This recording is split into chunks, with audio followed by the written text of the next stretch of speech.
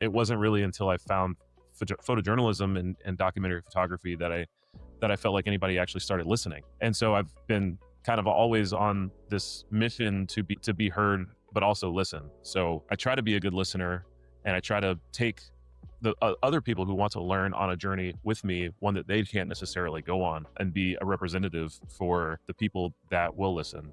It's been a really great privilege, more than it has been a burden, to be able to be a good representative for those who can't be there.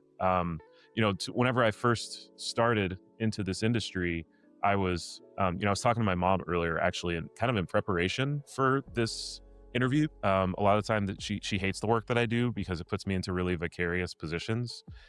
She has told me so many times that she can't even look at the work that I did on January 6th because it makes her sick to imagine me there.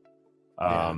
And a lot of other work that I've done. I have an exhibition right now that is like a lot of that kind of work. It's 41 different images, and some of them are really harrowing situations, and some stuff from January 6th, stuff from national disasters, riots. It's kind of like a 5-year retrospective of the past 5 years of my career. It's also in line with a really tumultuous era in American history. So it kind of lines up in that way. But, to kind of talk about your earlier question too, about, where was I 5 years ago, essentially.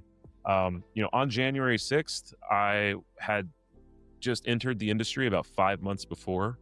And I think a It's pretty crazy. non-traditional way.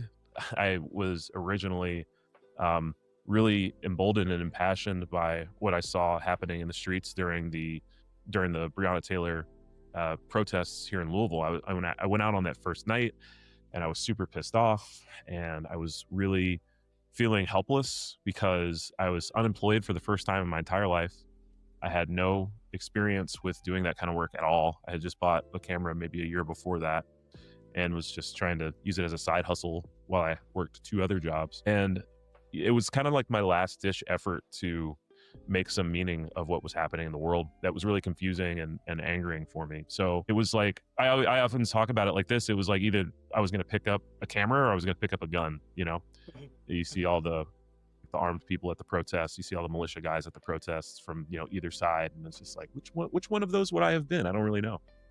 And that's how Yeah. screwy everything was. That's how confusing everything was for me. So, when I went out into the streets, I did like almost 2 straight months of photographing every single day.